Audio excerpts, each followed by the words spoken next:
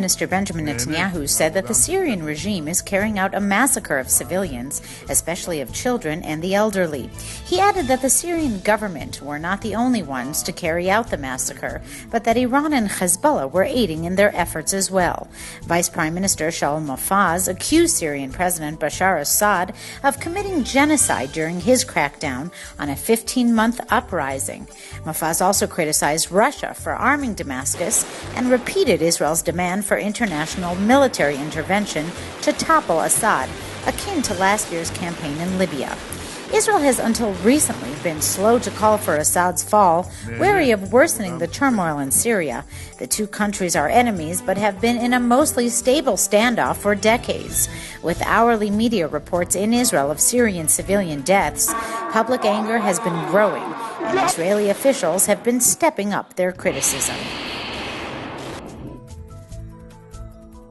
A Somali Islamist terrorist group is offering rewards of chickens and camels for information on the whereabouts of U.S. President Barack Obama and U.S. Secretary of State Hillary Clinton, mocking the millions of dollars the United States has offered for leaders of the Al-Qaida affiliate.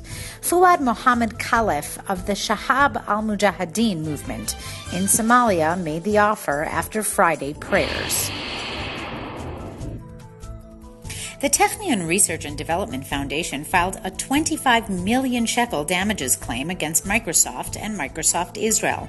The organization claims that Microsoft is using online marketing software developed by a Technion professor, and that it is doing so despite the foundation's refusal to release the rights for it and without paying anything in exchange. We'll attack, we'll attack back! 7,700, are we motivated? Former recruit Fischel Litzman was fired on Friday from the NYPD after multiple confrontations with the department over the length of his beard. Litzman is a Hasidic Jew and believes that cutting his beard is forbidden by God.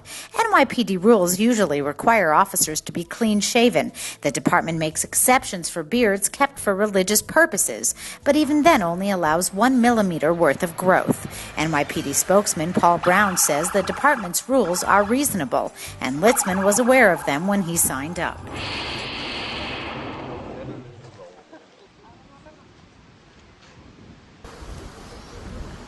Walking through the gas chambers and crematoria of Auschwitz, the horrors of the Holocaust were brought home to England's footballers on Friday. Linking Europe's darkest days in football was the Jewish former Chelsea manager Avram Grant, who joined the England delegation to recall how 15 members of his family were among the Auschwitz victims. Stunned into silence, shaking their heads in astonishment, the players heard about the magnitude of the atrocities committed at the former Nazi Auschwitz-Birkenau camps.